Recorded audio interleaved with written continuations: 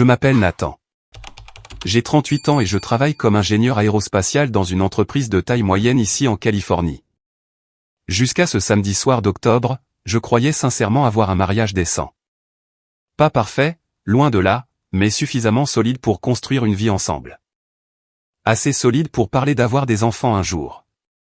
Assez solide pour que je pense que nous vieillirions ensemble. Ça montre ce que je sais, n'est-ce pas? Ma femme Megan et moi étions ensemble depuis 8 ans au total. Mariés depuis 6 d'entre eux. Nous vivions dans une maison de banlieue confortable à Riverside. Rien de fou, mais un endroit agréable dans un bon quartier avec un garage pour 2 voitures et un jardin assez grand pour un chien. Nous avions de bons emplois, pas encore d'enfants, mais nous avions parlé d'aborder cette conversation plus sérieusement. Je gagnais environ 140 000 $ par an dans mon entreprise d'ingénierie. Un bon salaire, une carrière stable, rien de tape à accent grave-l'œil, mais un travail respectable que j'aimais sincèrement faire chaque jour. Il y a quelque chose de satisfaisant à savoir que votre travail flotte littéralement dans l'espace en ce moment, aidant des gens aux antipodes de la planète à communiquer. Mes conceptions sont là-haut. Mes calculs. Mes nuits tardives et mes matins précoces et mes week-ends passés à exécuter des simulations. Ces choses comptent. Même si personne lors des dîners ne veut jamais entendre parler des systèmes de communication par satellite. Megan travaillait dans le marketing pour une agence de luxe en centre-ville, gagnant environ 75 000 $. Entre nous, nous nous en sortions mieux que la plupart des couples de notre âge. Nous avions des économies. Nous avions des investissements. Nous prenions de belles vacances dans des endroits comme Hawaï et le Costa Rica. De l'extérieur, nous avions probablement l'air d'avoir tout compris. La maison, les carrières, le plan de vie. Mais si vous avez été marié pendant un certain temps, vous savez que ce que les gens voient de l'extérieur correspond rarement à ce qui se passe à huis clos. Et dans notre cas, le problème avait un nom. Le frère aîné de Megan, Garrett, avait 42 ans, grand, avec ce physique Kendall qui faisait croire aux gens qu'il avait réussi avant même qu'il n'ouvre la bouche. Vous connaissez le type. Cheveux parfaits, dents parfaites, poignées de main parfaites. Le genre de gars qui entre dans une pièce et commence immédiatement à chercher la personne la plus importante à qui parler. Il dirigeait une société de développement immobilier que son beau-père lui avait essentiellement offerte sur un plateau d'argent. Garrett aimait se présenter comme un self-made man, parlant constamment de sa vision, de son dynamisme et de son esprit d'entreprise. Mais tous ceux qui connaissaient la véritable histoire comprenaient qu'il avait épousé l'argent et la position. Sa femme Elena venait d'une vieille famille riche, le genre de famille qui avait des abonnements à des country clubs depuis 3 générations et des maisons de vacances dans des endroits que les gens normaux ne voient qu'Instagram. Dès le premier jour de ma relation avec Megan, Garrett avait clairement fait comprendre qu'il ne pensait pas que j'étais assez bien pour sa sœur. Il ne l'a jamais dit directement au début. Juste de petits commentaires ici et là. La mort par 1000 coupures, vous savez. Ingénieur aérospatial, hein? C'est un travail stable, je suppose. Ou, Megan, es-tu sûre de ne pas vouloir sortir avec quelqu'un avec un peu plus d'ambition? Quelqu'un qui va de l'avant. Ou mon préféré personnel, ça doit être agréable d'avoir un travail lié au gouvernement où tu peux juste pointer et dépointer. Certains d'entre nous sont là à construire des choses. Toujours livrés avec ce sourire suffisant, condescendant, qui donne envie de le frapper. Toujours suivi d'un « je plaisante, mec », quand il voyait ma réaction commencer à passer d'une tolérance polie à quelque chose de plus sombre. Mais au fil des ans, les commentaires sont devenus plus acerbes, plus pointus, plus publics. Et Megan, au lieu de me défendre, se contentait de rire comme si de rien n'était. C'est Garrett qui est Garrett, disait-elle chaque fois que j'en parlais. Il ne veut rien dire par là. Il est comme ça avec tout le monde. Sauf qu'il n'était pas comme ça avec tout le monde. Il n'était pas comme ça avec Kyle, le mari d'Amanda, qui est devenu associé de son cabinet d'avocat. Il n'était pas comme ça avec aucun des cousins qui travaillaient dans la finance ou la médecine. Il n'était comme ça qu'avec moi, l'ingénieur aérospatial qui travaillait de ses mains sur des problèmes complexes au lieu de brasser de l'argent et d'appeler ça de l'entrepreneuriat. J'aurais dû voir les signes avant-coureurs il y a des années. Mais j'aimais Megan, ou du moins je le pensais. Alors, je me suis tu, j'ai gardé la tête basse et j'ai continué à me présenter aux événements familiaux où je savais que je serais traité comme un domestique. Le dîner qui a tout fait exploser était censé être une fête, une occasion joyeuse. Les parents de Megan, Richard et Patricia renouvelaient leurs vœux après 40 ans de mariage. 40 ans. C'est une vie de partenariat, de compromis, de construction ensemble. Ils voulaient marquer cela par un grand rassemblement familial chez eux, un repas traiteur d'un endroit chic en centre-ville, toute la production. La sœur cadette de Meghan, Amanda, était là avec son mari, Kyle, Garrett et Helena. Bien sûr, il ne manquerait jamais une occasion d'être vu lors d'un événement familial. La tante et l'oncle de Meghan sont venus de San Diego. Quelques cousins complétaient le reste de la table, 14 personnes au total, toutes habillées de leurs plus beaux vêtements, toutes prétendant être une grande et heureuse famille sans aucun dysfonctionnement caché sous la surface. J'ai su que ça allait être une nuit difficile quand Garrett est arrivé dans sa toute nouvelle Tesla et a immédiatement commencé à parler de la façon dont il l'avait payé en espèces. On ne pouvait même pas mettre tout l'argent dans la mallette, a-t-il dit avec ce rire théâtral alors que nous étions tous dans l'allée. J'ai dû utiliser 2 sacs. Mais quand on conclut un marché comme celui que je viens de conclure, on se fait plaisir. Vous savez comment c'est. Il m'a regardé droit dans les yeux quand il a dit cette dernière partie. Vous savez comment c'est. Comme si j'aurais jamais su ce que c'est que de payer en espèces une voiture de luxe parce que j'avais conclu un accord immobilier louche. J'ai juste souri et hoché la tête. La même chose que je faisais depuis 6 ans. Ne fais pas de vagues. Ne fais pas de scène. Ne donne pas à Meghan une raison d'être gênée par toi. Maintiens la paix. C'était toujours le mantra, n'est-ce pas? Maintiens la paix. Rengaine ta fierté. Ne crée pas de drame. Laisse passer le petit commentaire parce que riposter rendrait les choses gênantes pour tout le monde. 6 ans à maintenir la paix ne m'avaient mené nulle part, sauf à une table de dîner où j'étais humilié publiquement pendant que ma femme étudiait son assiette comme si elle contenait les secrets de l'univers. Mais je m'avance. Le dîner a commencé assez agréablement. Patricia s'était surpassée avec les décorations. Des roses blanches et des bougies partout. Une musique douce jouant dans des enceintes cachées autour de la salle à manger. La table ressemblait à quelque chose sorti d'un magazine. Elle avait clairement planifié cela pendant des mois. Richard a prononcé un discours émouvant sur 40 ans de mariage, sur le partenariat et l'engagement et le choix d'aimer quelqu'un même les jours où c'est difficile, sur la construction de quelque chose qui dure. Nous avons tous levé nos verres. Tout le monde a eu un petit pincement au cœur. C'était vraiment magnifique. Pendant environ 20 minutes, tout était parfait. Puis est venu le plat principal, et avec lui le besoin compulsif de Garrett d'être le centre de l'attention. Alors, Nathan, dit Garrett assez fort pour que toute la table l'entende. Il coupait son filet mignon comme s'il effectuait une opération chirurgicale. Tu travailles toujours sur ces comment tu appelles ça? Des pièces de fusée. J'ai senti le serrement familier dans ma poitrine. On y va encore. Des composants de satellites, ai-je corrigé calmement, gardant ma voix égale. Pour les satellites de communication, le genre qui permet aux gens de passer des appels téléphoniques et d'accéder à Internet dans les zones reculées. Bien. Bien, dit Garrett, agitant sa fourchette de manière dismissive. Ça a l'air passionnant. Vraiment à la pointe de la technologie. Comment ça va le salaire ces jours-ci? Toujours dans les bas 6 chiffres? La table se tut. On pouvait entendre le tic-tac de l'horloge grand-père dans le couloir. Tout le monde savait exactement où cela allait. Ils avaient déjà vu Garrett faire ça. Ils l'avaient vu se produire lors des dîners de Noël, des fêtes d'anniversaire, des barbecues du 4 juillet. Personne n'a jamais rien dit. Ils l'ont juste laissé faire. Je me débrouille bien, dis-je simplement, ne mordant pas à l'hameçon. Bien, répéta Garrett, laissant le mot planer dans l'air comme si c'était quelque chose de dégoûtant. C'est exactement ce dont je parle, Meghan. Ne veux-tu jamais plus que bien? Ne veux-tu pas génial, exceptionnel? Ne veux-tu pas un mari qui peut te donner la vie que tu mérites? Meghan se tortilla inconfortablement sur sa chaise, mais ne dit rien. Elle étudiait ses asperges comme si elles contenaient les secrets de l'univers. Garrett, dit sa femme, Helena, doucement, tendant la main vers son bras. Peut-être devrions-nous parler d'autre chose. C'est la fête de tes parents. Non, non, je dis juste, continua Garrett, s'échauffant sur son sujet comme un acteur qui avait enfin trouvé la lumière. Regarde ce que j'ai pu offrir à Helena. La maison dans les collines avec la piscine et la vue, les voitures, les vacances en Europe 2 fois par an. C'est ce qu'un homme devrait pouvoir offrir à sa femme. Pas juste bien, pas juste l'adéquate, pas juste s'en sortir.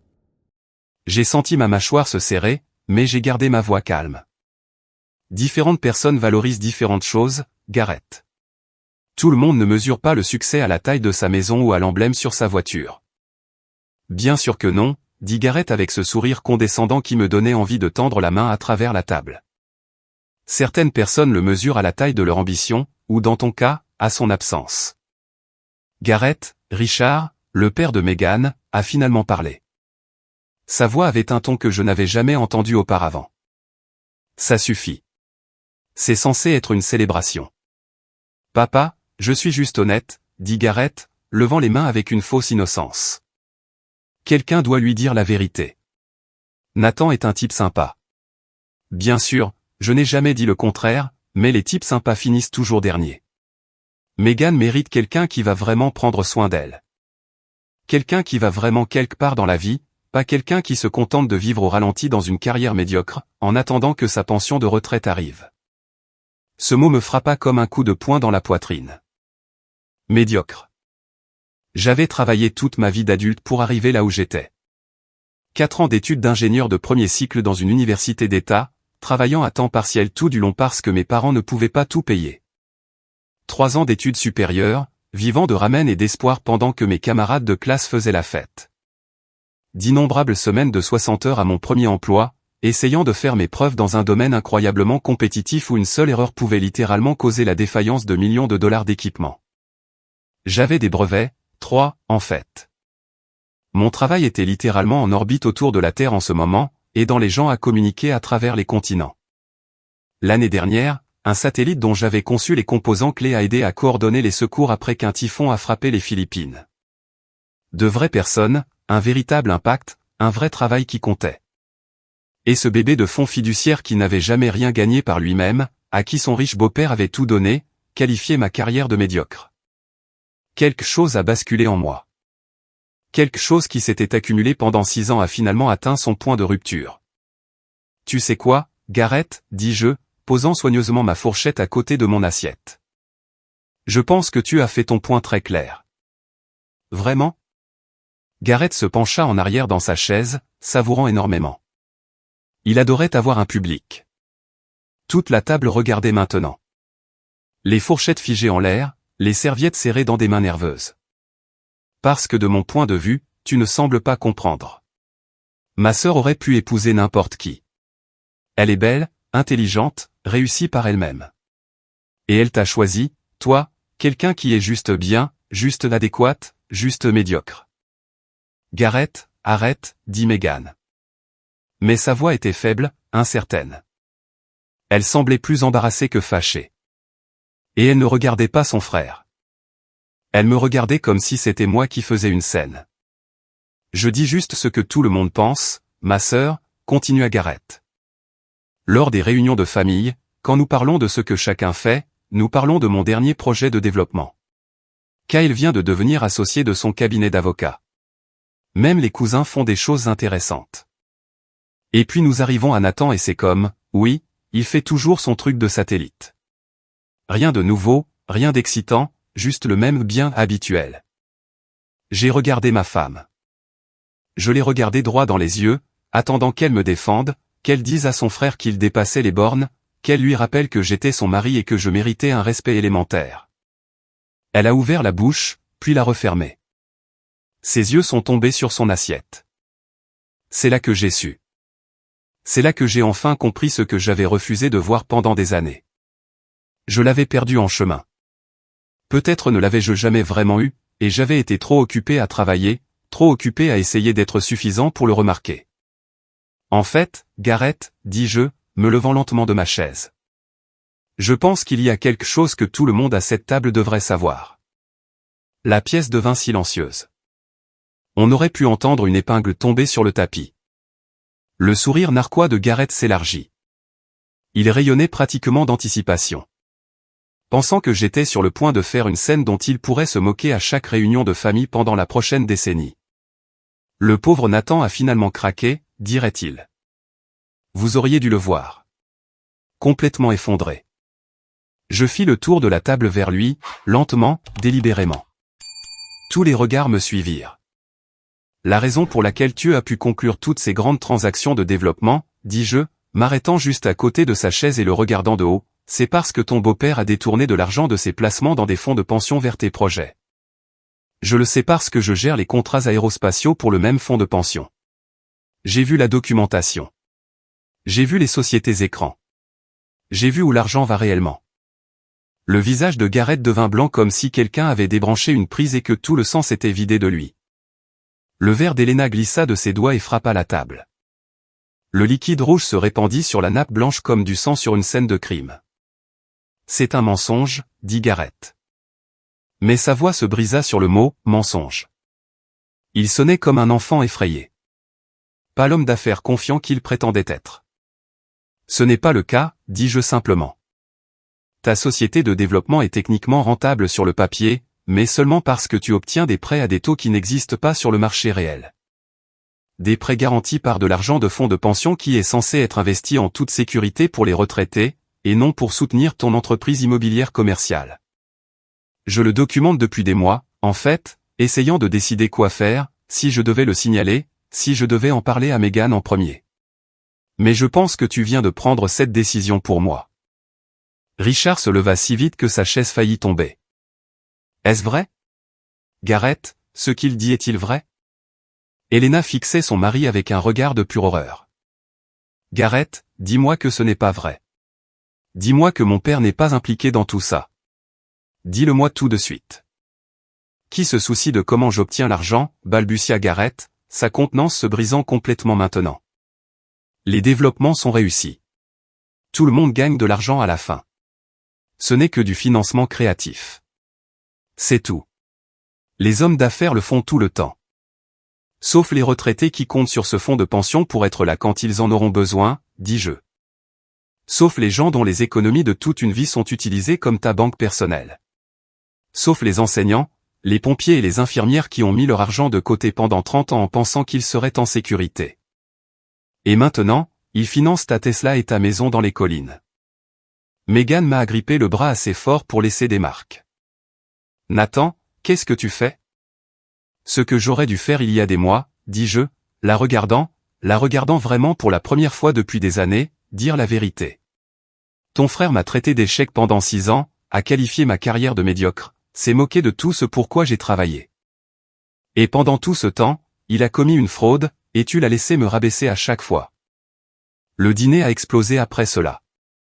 Elena hurlait sur Garrett, exigeant de savoir quels autres mensonges il lui avait racontés pendant leur mariage. Jusqu'où cela allait-il? Tout était-il construit sur la fraude? Toute leur vie était-elle un mensonge? Richard était au téléphone, s'éloignant dans le couloir, vraisemblablement pour appeler quelqu'un à propos de la situation du fonds de pension. Son visage était devenu gris. Il semblait avoir vieilli de 10 ans en 10 minutes. Patricia pleurait en bout de table. Son magnifique dîner de renouvellement de vœux complètement détruit. Les bougies vacillaient toujours. Les roses étaient toujours parfaites, mais personne ne s'en souciait plus. Amanda et Kyle essayaient de calmer tout le monde tout en étant horrifiés par la révélation. Kyle m'a regardé et m'a fait un léger signe de tête, presque imperceptible, mais je l'ai vu. Et Megan? Megan me fixait comme si j'étais un parfait étranger, comme si elle ne m'avait jamais vu de sa vie. Tu as humilié ma famille, dit-elle doucement, sa voix tremblant d'une rage à peine contenue. Ton frère m'a humilié pendant des années, ai-je répliqué. Chaque fête, chaque anniversaire, chaque dîner de famille, tu le laissais faire. Toute cette famille le laissait faire. Chacun d'entre vous restait assis et regardait. Ce n'est pas la même chose, dit Megan. Garrett plaisantait juste. Il ne voulait rien dire par là. Tu viens de détruire son mariage, sa réputation, tout ce pourquoi il a travaillé. Tout ce pourquoi il a travaillé. J'ai failli rire. Il n'a jamais travaillé pour rien de sa vie. Il a épousé l'argent et en a ensuite volé davantage. Ce n'est pas du travail. C'est un crime. J'ai regardé ma femme, je l'ai vraiment regardée, et j'ai vu quelque chose que j'avais refusé de voir pendant 6 ans. Elle n'était pas bouleversée parce que son frère était un fraudeur. Elle était bouleversée parce que je l'avais démasqué, parce que dans son esprit, protéger l'image de la famille était plus important que protéger la dignité de son mari, plus important que la vérité, plus important que les retraités dont les économies étaient volées. Excuse-toi auprès de Gareth, dit Meghan, sa voix s'élevant maintenant, son visage était rouge écarlate. Excuse-toi tout de suite d'avoir fait ces accusations devant tout le monde. Ce ne sont pas des accusations, dis-je. Ce sont des faits documentés, et je ne m'excuse pas de dire la vérité. Alors sors. La voix de Meghan claqua comme un fouet. Si tu ne peux pas t'excuser auprès de mon frère, alors sors de ma maison tout de suite. La pièce redevint silencieuse. Tout le monde nous regardait. Les tantes et les oncles, les cousins, tous figés comme des statues. Ta maison, dis-je doucement. La maison que nous avons achetée ensemble? La maison dont j'ai payé la majeure partie du prêt immobilier pendant 6 ans parce que ton salaire ne couvrait pas tout à fait ta moitié. Notre maison. Meghan se corrigea. Notre maison. Et je te dis de partir si tu ne peux pas t'excuser. J'ai regardé autour de la table une dernière fois. Gareth, pâle et en sueur. Helena, le mascara coulant sur son visage. Richard, toujours au téléphone dans le couloir. Patricia, sanglotant dans sa serviette. Toutes ces personnes qui avaient regardé Gareth me rabaisser pendant des années sans jamais dire un mot. La famille qui valorisait l'image plus que l'intégrité. Ma femme, qui choisissait son frère plutôt que son mari, même maintenant, même après tout ce qui venait d'être révélé. Je ferai mes valises demain, dis-je. Ma voix était calme, posée. Tu peux garder la maison. Mon avocat te contactera pour le divorce. Le visage de Meghan pâlit. Divorce? Nathan, attends. Je ne voulais pas, oui, tu voulais dire, l'interrompis-je. Tu voulais dire exactement ce que tu as dit. Tu pensais juste que je ne partirais pas vraiment. Tu pensais que je m'excuserais. Tu pensais que je plierais comme je le fais toujours, mais j'en ai fini de plier. Je suis sorti de cette maison sans regarder en arrière. J'ai conduit jusqu'à un hôtel en centre-ville, j'ai pris une chambre au 4e étage, et je me suis assis au bord du lit, fixant le mur pendant environ 3 heures, juste à fixer, sans penser, sans ressentir, juste à exister dans les suites de ce qui venait de se passer. Mon mariage était fini, 8 ans disparus en 20 minutes. Non pas à cause d'une trahison dramatique comme la tromperie ou le mensonge sur l'argent, mais parce que j'avais enfin pris ma défense. Parce que j'avais enfin refusé de m'excuser d'avoir été manqué de respect. Le lendemain matin, je suis retourné à la maison pendant que Meghan était chez ses parents, probablement consolée par tout le monde et se faisant dire que j'étais le méchant de cette histoire. J'ai emballé mes vêtements dans des valises, rassemblé mes objets personnels, pris mes documents importants du classeur au bureau. J'ai tout laissé le reste. Les meubles que nous avions choisis ensemble dans ce magasin à Costa Mesa. Les décorations qu'elle avait choisies pour chaque pièce. Les photos sur les murs de vacances et de jours fériés et de moments heureux qui apparemment ne signifiaient rien. Je ne voulais rien de tout cela. Chaque pièce était un rappel d'une vie que j'avais mal vécue. J'ai loué un petit appartement de l'autre côté de la ville la même semaine. Le genre d'endroit fonctionnel mais impersonnel. Murs nus, meubles de base d'un magasin à prix réduit. Rien qui ne nécessite un investissement émotionnel. Un endroit pour dormir et manger et comprendre ce qui allait suivre. C'était exactement ce dont j'avais besoin. Le silence était étrange au début. Personne ne me demandant où j'allais. Personne ne faisant de commentaires passifs-agressifs sur mon emploi du temps. Personne ne soupirant dramatiquement quand je mentionnais quelque chose sur les satellites ou les spécifications d'ingénierie. Juste moi, mes pensées et le bourdonnement du réfrigérateur. Pour la première fois depuis des années, je pouvais respirer. Les retombées de ce dîner furent tout simplement spectaculaires. En une semaine, Helena avait demandé le divorce de Gareth. Il s'est avéré que le problème du fonds de pension était encore pire que ce que j'avais imaginé. Gareth n'avait pas seulement obtenu des prêts de complaisance à des taux préférentiels. Il avait activement siphonné de l'argent via un réseau de sociétés écrans, dissimulant la trace derrière des couches de paperasse d'entreprises qui auraient fait tourner la tête d'un comptable. Lorsque l'enquête officielle a débuté, elle a mis au jour des années de manipulation financière systématique. La société de développement de Gareth s'est effondrée en un mois. Des projets abandonnés en cours de construction. Des investisseurs se déménant pour récupérer ce qu'ils pouvaient. Son beau-père a fait face à des accusations fédérales pour son rôle dans le stratagème. Toute l'affaire a fait la une des journaux économiques locaux, puis régionaux, puis elle a été reprise par certains médias nationaux parce qu'il n'y a rien que les médias aiment plus qu'une histoire de riches qui sont terribles. Complète avec des photos d'identité montrant Gareth ne ressemblant en rien au Golden Boy confiant qu'il avait toujours prétendu être. Juste un homme d'âge moyen effrayé dans une mauvaise situation qu'il avait entièrement créée lui-même. Mais voici ce qui m'a vraiment surpris. Environ 2 semaines après mon déménagement, Kyle, le mari d'Amanda, m'a appelé de nulle part. « Nathan, dit-il, je dois te dire quelque chose. Je voulais le dire à quelqu'un depuis des années, mais j'avais trop peur de ce que cela ferait à la famille. Trop peur d'être ostracisé. Comme, eh bien, comme ce qui t'arrive maintenant. » « Qu'est-ce que c'est ?» ai-je demandé. Gareth fait ce genre de choses depuis des années. Pas seulement l'affaire du fonds de pension. Il manipule tout le monde dans cette famille depuis toujours, mentant sur ses réalisations, exagérant son succès, s'attribuant le mérite du travail des autres. Se moquant de quiconque n'était pas impressionné par lui. Je l'ai vu faire des dizaines de fois. Mais chaque fois que j'essayais de dire quelque chose à Amanda, la famille faisait bloc autour de lui. Il me disait que j'étais jaloux, que je ne comprenais pas comment les affaires fonctionnaient vraiment, que je devais être solidaire au lieu d'être critique. « Pourquoi me dis-tu ça maintenant ?» ai-je demandé. « Parce que tu es la première personne qui lui a vraiment tenu tête, » a dit Kyle. « Et je voulais que tu saches que tout le monde dans cette famille ne pensait pas que tu étais le problème. Certains d'entre nous voyaient exactement ce qui se passait. Nous n'étions juste pas assez courageux pour faire quoi que ce soit. J'aurais dû dire quelque chose il y a des années. Je suis désolé de ne pas l'avoir fait. » Cette conversation est restée avec moi pendant des semaines. Elle a validé quelque chose que j'avais ressenti mais que je ne pouvais pas prouver. Que je n'étais pas fou. Que ce que Gareth me faisait depuis des années n'était pas normal. Que je n'étais pas trop sensible ou que je n'en faisais pas tout un plat. Quelqu'un d'autre l'avait vu. Quelqu'un d'autre l'avait remarqué. Et ils avaient eu trop peur de dire quoi que ce soit. Il ne s'agissait pas seulement de Gareth.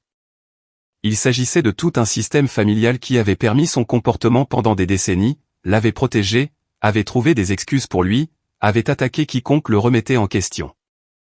Et Meghan avait été élevée au milieu de ce système. Elle avait appris dès l'enfance que protéger l'image de la famille était plus important que dire la vérité, plus important que faire ce qui est juste, plus important que les retraités dont les économies étaient volées. Certaines leçons sont si profondes que les gens ne savent même pas qu'ils les ont apprises. Le divorce a pris 4 mois à être finalisé. Meghan a essayé de tout obtenir. La maison, les économies, mes comptes de retraite, tout. Son avocat a soutenu que j'avais détruit sa famille et que je lui devais une compensation pour le préjudice émotionnel. Ils ont même essayé de prétendre que ma révélation au dîner constituait une forme d'abus émotionnel, comme si dire la vérité sur un criminel était en quelque sorte équivalent à abuser de mon conjoint. Mais j'avais un bon avocat, aussi, un très bon que Kyle avait recommandé. Et plus important encore, j'avais la documentation de tout. 6 ans de paiements hypothécaires montrant que j'avais payé bien plus de la moitié. Relevé bancaire prouvant que j'avais couvert la majeure partie de nos factures, tandis que Meghan dépensait son revenu discrétionnaire en vêtements et en voyage avec ses amis. Dossier montrant que Meghan avait investi des milliers de nos économies communes dans la société de développement de son frère au fil des ans. Sans me le dire, de l'argent qui était maintenant perdu, englouti par son entreprise effondrée. Lorsque tout a été présenté au tribunal, il est devenu douloureusement clair que j'avais porté le poids financier de notre mariage pendant des années.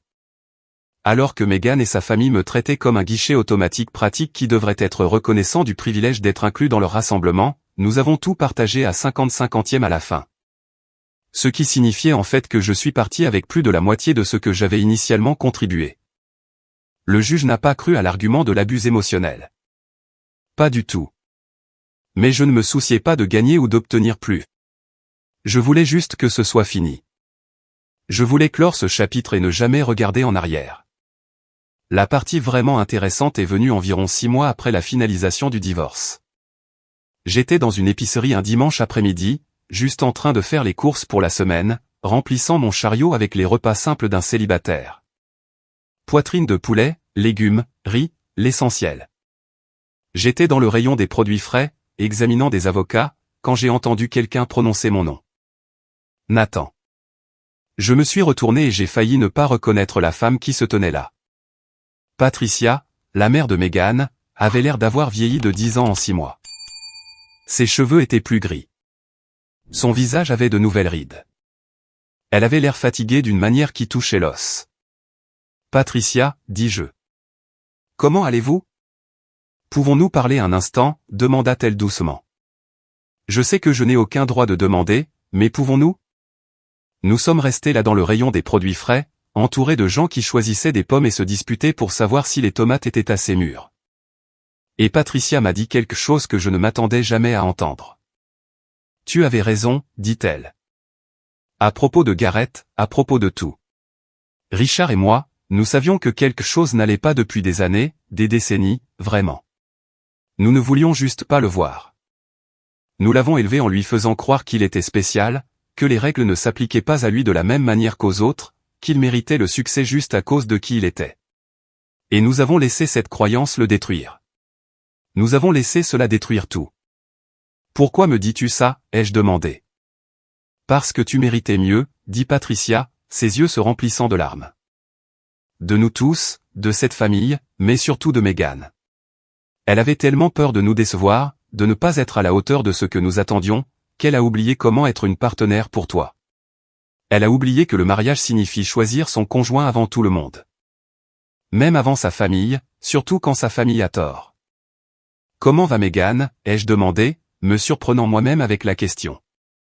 Seule, dit Patricia simplement. Elle est revenue vivre avec nous pendant un certain temps après le divorce, mais ça n'a pas marché. Trop de souvenirs dans cette maison. Trop de dommages causés par tout ce qui s'est passé. Elle vit maintenant dans un petit appartement, travaille de longues heures, ne sort avec personne. Je pense qu'elle essaie de comprendre qui elle est sans que nous lui disions qui être. J'ai ressenti une pointe de quelque chose. Pas de regret exactement, mais de la tristesse pour ce qui aurait pu être. Si nous avions tous les deux été des personnes différentes. Si elle avait été prête à me voir pour ce que j'étais vraiment au lieu de le faire à travers le prisme déformé de sa famille. J'espère qu'elle s'en sortira, dis-je. Et je le pensais sincèrement. Nathan, dit Patricia alors que je commençais à retourner vers mon caddie. Je sais que cela ne signifie rien maintenant. Je sais qu'il est trop tard, mais je suis désolé pour ce que Garrett a fait toutes ces années. Pour ce que nous avons tous fait en le permettant, pour ne jamais une seule fois nous être levés et lui avoir dit d'arrêter. Tu méritais une famille qui te soutienne, et nous t'avons laissé tomber. Chacun d'entre nous. J'ai hoché la tête et je suis parti. Le procès de Garrett a commencé il y a 2 mois. L'enquête sur le fonds de pension a révélé tellement de fraudes que les procureurs fédéraux l'ont accablé. Nous parlons de fraude électronique, de blanchiment d'argent, d'accusations de conspiration, tout le menu. Ses avocats ont tenté de négocier un accord de plaidoyer, mais les procureurs n'étaient pas intéressés. Trop de retraités avaient perdu trop d'argent. Le juge a refusé la libération sous caution après avoir déterminé que Garrett risquait de s'enfuir. Il est donc resté dans un centre de détention fédéral, attendant la fin de son procès. La dernière fois que j'ai entendu parler de lui, il risquait 12 à 15 ans s'il était reconnu coupable de toutes les accusations. Le Golden Boy de la famille Mitchell portant une combinaison orange et mangeant de la nourriture de cafétéria. Il s'avère que tout ce grand discours sur le fait d'être un self-made man ne signifie pas grand-chose lorsque les fédéraux commencent à demander les dossiers de votre société écran. Son beau-père s'est retourné contre lui presque immédiatement. A accepté un accord de plaidoyer, 5 ans de prison fédérale en échange d'un témoignage contre Garrett. Il purge déjà sa peine dans un établissement à sécurité minimale en Arizona. L'abonnement au country club que sa famille entretenait depuis 3 générations a été révoqué. Les maisons de vacances saisies dans le cadre de la confiscation d'actifs. 60 ans de prestige de vieille richesse, disparus en environ 6 mois. Elena n'a pas perdu de temps non plus. Elle a demandé le divorce dans la semaine suivant l'inculpation.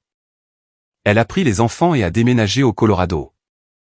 Elle a repris son nom de jeune fille. La dernière fois que j'ai entendu dire par la rumeur.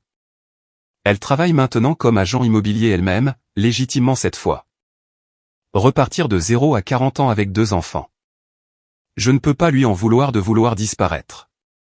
Environ 3 mois après la finalisation du divorce, mon patron m'a appelé dans son bureau. Je pensais que c'était à propos du projet de satellite Henderson. Nous avions eu quelques problèmes avec les systèmes de gestion thermique et j'avais fait des heures supplémentaires pour les résoudre.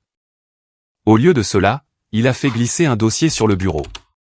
Ingénieur système senior, dit-il. Augmentation de 15%, votre propre équipe de 4 personnes est la première opportunité de remporter le contrat du DoD que nous poursuivons depuis 2 ans. Je l'ai juste fixé. Qu'est-ce qui a changé? C'est toi, dit-il. Ces 6 derniers mois, tu as été différent, plus confiant, plus disposé à t'opposer quand quelque chose ne va pas, plus disposé à prendre des responsabilités. Quoi qu'il se soit passé dans ta vie personnelle, cela t'a rendu meilleur dans ton travail. Alors, je te donne plus de travail pour être meilleur. L'augmentation m'a fait passer à 161 000 $. Pas une Tesla payée en argent liquide, mais de l'argent réel, de l'argent gagné. La rencontre que je redoutais est arrivée environ 8 mois après le divorce. J'étais dans ce restaurant italien en centre-ville avec Claire. Nous sortions ensemble depuis environ 3 mois à ce moment-là. Bon restaurant, table d'angle tranquille, bonne bouteille de vin. Nous parlions de ses étudiants, de mon nouveau projet, d'un éventuel voyage à San Diego pour le long week-end. Et puis je lève les yeux et Megan se tient près du pupitre de l'hôtesse. Elle m'a vu exactement au même moment, figée comme un cerf dans les phares. Elle avait l'air différente, plus mince, fatiguée. La directrice marketing confiante qui avait toujours été si bien arrangée avait maintenant l'air de n'avoir pas dormi correctement depuis des mois. Elle était seule. Pas de rendez-vous, pas d'amis, juste elle dans une jolie robe qui semblait un peu plus lâche qu'elle ne le devrait. Pendant une seconde, j'ai cru qu'elle pourrait venir, peut-être faire une scène, peut-être essayer de parler. Au lieu de cela, elle m'a juste fixé, puis Claire, puis de nouveau moi. Je lui ai fait un petit signe de tête. Rien de plus. Elle s'est retournée et est sortie du restaurant. Claire a tout regardé. Ex-femme, demanda-t-elle. Oui, elle a l'air misérable. Oui. Claire a tendu la main sur la table et a pris ma main. Bien. J'ai ri. J'ai vraiment ri. C'était la première fois que penser à Megan ne me serrait pas la poitrine depuis presque 1 an. Kyle m'a appelé de nouveau il y a environ 1 mois. Lui et Amanda s'étaient séparés, non pas à cause de quelque chose de dramatique, mais parce qu'Amanda ne pouvait pas oublier ce qui s'était passé. Elle m'a blâmé d'avoir détruit sa famille. A blâmé Kyle de ne pas avoir défendu Garrett. A blâmé tout le monde sauf la personne réellement responsable. Elle n'arrête pas de dire que les choses seraient revenues à la normale si tu avais juste gardé le silence, a dit Kyle, comme si la fraude s'était arrêtée d'elle-même. Comme si ces retraités avaient comme par magie récupéré leur argent. Elle ne peut pas accepter que Garrett se soit fait ça à lui-même. Comment vas-tu, ai-je demandé. Mieux que ce à quoi je m'attendais, honnêtement. Je porte les secrets de cette famille depuis 8 ans, regardant Garrett s'en tirer avec tout pendant que le reste d'entre nous souriait et acquiesçait. C'est épuisant de faire semblant de ne pas voir ce qui est juste devant toi. Il fit une pause. Tu sais ce qui est le pire? Je pense qu'Amanda connaît la vérité au fond d'elle. Elle ne peut juste pas l'admettre parce que cela signifierait admettre que toute sa famille était construite sur des mensonges. Je savais exactement ce qu'il voulait dire. La condamnation de Garrett est tombée la semaine dernière. Coupable de toutes les accusations. 14 ans de prison fédérale, plus des paiements de restitution qui le suivront pour le reste de sa vie. La juge a spécifiquement mentionné le mépris éhonté pour l'épargne retraite des travailleurs. Pendant la condamnation, elle a qualifié l'affaire de l'un des cas les plus flagrants de fraude aux pensions qu'elle ait vu en 20 ans sur le banc. Ils ont montré sa photo d'identité aux nouvelles du soir. Le gars qui se vantait de payer ses Tesla en espèces se tient maintenant devant un tableau de taille dans une combinaison orange avec un numéro de réservation sous le menton. Le gars qui a qualifié ma carrière de médiocre va maintenant passer la prochaine décennie et demie à apprendre ce que c'est quand le gouvernement vous prend tout ce que vous avez. Je mentirais si je disais que ça ne m'a pas fait du bien de regarder ce segment. Claire et moi étions en train de dîner quand il est passé. Elle m'a regardé et a juste levé son verre. Au karma, dit-elle, au karma. Richard m'a appelé le lendemain de la condamnation. C'était la première fois que nous parlions depuis la conversation à l'épicerie avec Patricia. Je voulais que tu l'entendes de moi, a-t-il dit. Sa voix semblait vieille, brisée. Il va en prison. Mon fils va en prison. Je ne savais pas quoi dire, alors j'ai juste attendu. Tu avais raison, a continué Richard, à propos de tout. Nous l'avons élevé en pensant qu'il était intouchable. Nous avons trouvé des excuses à chaque fois qu'il prenait des raccourcis. Nous nous sommes dit que c'était juste de l'ambition, juste de la détermination, juste Garrett qui était Garrett. Il a ri amèrement. C'est drôle comme cette phrase continue de nous hanter. Je suis désolé que ça se soit passé comme ça, dis-je. Et étrangement, je le pensais. Pas pour Garrett. Il a mérité chaque jour de cette peine. Mais pour Richard et Patricia, qui ont dû regarder leur fils être menotté parce qu'il l'avait encouragé pendant 40 ans. Nathan, dit Richard avant de raccrocher. Pour ce que ça vaut, et je sais que ça ne vaut pas grand-chose, tu as été la meilleure chose qui soit jamais arrivée à ma fille. Elle n'a juste pas pu le voir. Aucun de nous n'a pu. Claire a emménagé avec moi il y a 3 semaines.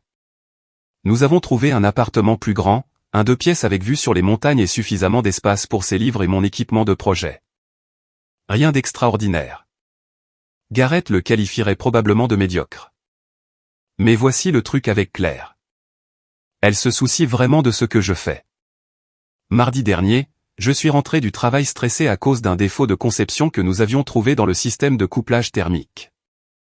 La plupart des gens auraient les yeux vitreux après 10 secondes de cette conversation. Claire s'est assise avec moi pendant 2 heures, me posant des questions, m'aidant à réfléchir au problème, essayant sincèrement de comprendre. Elle a même esquissé une solution potentielle sur le dos d'une serviette qui s'est avérée assez proche de ce que nous avons finalement mis en œuvre. Tu sais ce que j'aime dans ton travail, dit-elle cette nuit-là. Tu mets littéralement des choses dans l'espace qui aident les gens à communiquer. C'est tellement plus cool que ce que Garrett faisait, voler aux personnes âgées. Exactement. Tu construis des satellites. Il a construit une peine de prison. J'ai ri si fort que j'ai failli m'étouffer avec mon dîner. Alors, voilà où nous en sommes. Garrett est en prison fédérale, commençant une peine de 14 ans. Son beau-père est juste derrière lui. Elena reconstruit sa vie au Colorado. Amanda et Kyle sont séparés. Megan est seule dans un petit appartement quelque part. Probablement toujours en train de se dire que c'est moi qui ai tout ruiné. Et moi? J'ai une promotion, une petite amie qui respecte vraiment ce que je fais, et un appartement qui ressemble plus à une maison que la maison avec Megan ne l'a jamais été. Mes composants de satellites sont toujours en orbite autour de la Terre, aidant les gens à communiquer à travers les continents, toujours faisant le travail que Garrett appelait médiocre pendant qu'il était occupé à commettre des crimes fédéraux. L'autre jour, j'ai reçu un email de mon ancien professeur d'ingénierie. Une de mes anciennes étudiantes fait un stage dans votre entreprise, a-t-il écrit. Elle a dit que vous étiez la raison pour laquelle elle s'est lancée dans l'aérospatiale. Elle a dit que vous aviez donné une conférence lors de la journée des carrières de son lycée il y a 3 ans, et que cela avait changé sa vie. Je ne me souviens même pas de cette conférence. Mais apparemment, pendant que j'étais occupé à me sentir comme un échec parce qu'un fraudeur de fonds fiduciaires n'arrêtait pas de me dire que je n'étais pas assez bon, j'étais là à inspirer la prochaine génération d'ingénieurs. C'est drôle comme ça marche. Si vous avez aimé cette vidéo, n'hésitez pas à cliquer sur le bouton d'abonnement. Cela aide vraiment la chaîne et nous aide à vous apporter plus et de meilleures histoires. Merci.